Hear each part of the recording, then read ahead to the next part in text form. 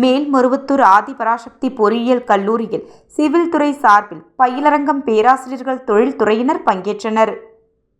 மேல்மருவத்தூர் ஆதிபராசக்தி பொறியியல் கல்லூரியில் சிவில் துறை சார்பில் கல்லூரிகளில் பணிபுரியும் பேராசிரியர்கள் மற்றும் துறையினருக்கு சிவில் துறையின் கட்டுமானத்தில் பயன்படுத்தப்படும் பொருட்களில் ஏற்பட்டுள்ள மாற்றங்கள் மற்றும் கான்கிரீட் கலவைகள், நீண்ட நாட்கள் உழைக்கக்கூடிய கட்டுமான அமைப்பு போன்றவற்றை பற்றிய 6 நாள் பயிலரங்கம் இந்திய தொழில்நுட்ப கல்விக் கழகம் நிதி உதவியுடன் கல்லூரியின் மத்திய நூலகத்தில் தொடங்கியது.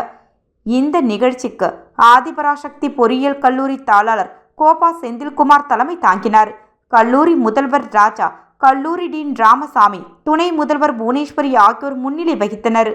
சிவில் துறை தலைவர் சௌமியா தேவி அனைவரையும் வரவேற்றார். இதன் தொடக்க விழாவில் விஐடி பல்கலைக்கழகத்தின் சிவில் துறையின் டீன் வாசுகி கலந்து கொண்டு பயிலரங்கை குத்துவிளக்கேற்றி தொடக்கி வைத்து சிறப்புரையாற்றினார்.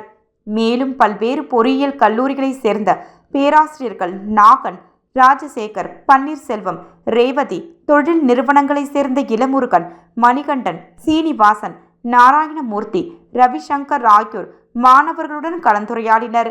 இதில் 20க்கும் மேற்பட்ட கல்லூரிகளைச் சேர்ந்த பேராசிரியர்கள், தொழில் நிறுவனங்களை சார்ந்த அதிகாரிகள் உள்ளிட்ட 100க்கும் மேற்பட்டோர் கலந்து கொண்டனர். இறுதியாக பேராசிரியர் தியாகராஜன் நன்றி உரை ஆற்றினார்.